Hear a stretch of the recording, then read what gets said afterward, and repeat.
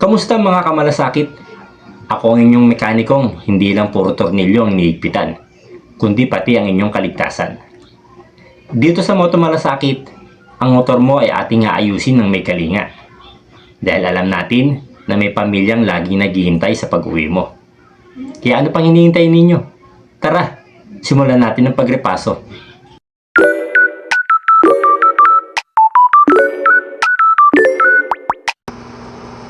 Ang ibabahagi ko sa inyong video ngayon ay tungkol sa ating wiring ng ating mga stock horn.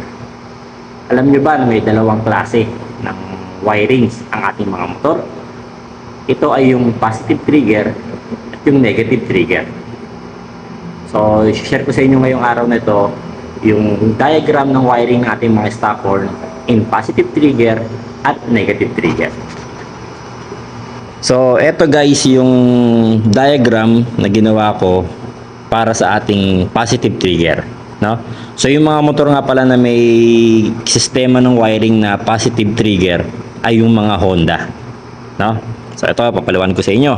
So, meron tayo rito sa diagram natin na battery, fuse, ignition switch, horn switch, at yung stock horn, no? So, ganito yung flow ng ating wiring yan. So, yung battery, yung negative niya, nakakonect yan sa body ground. No?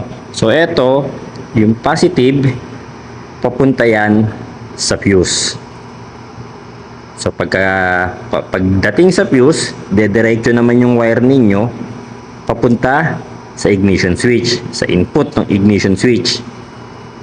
So, paglabas niyan, eto na, itong linya na to, papunta na to sa accessories wire. So, ayan yung mga papunta sa accessories wire. So, dadalhin ninyo yung wire galing sa ignition switch, papunta sa input ng inyong horn switch. So, sa kabilang side naman, sa kabilang dulo naman ng inyong horn switch, yung isang wire na yon, pupunta naman yon sa isang side ng inyong stock horn. Ito yung kung tawagin natin na input ng stock horn. So, yung kabilang side ng inyong stock horn, yun naman ang ikakabit ninyo sa negative o body ground.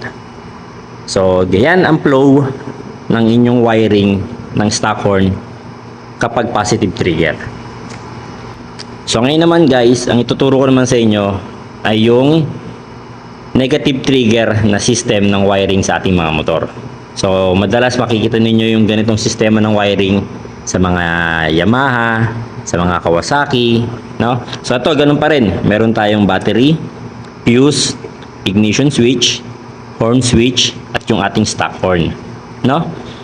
So, ganun ulit. Yung battery natin, yung negative, connected sa body ground. Tapos, from battery, papunta ng fuse.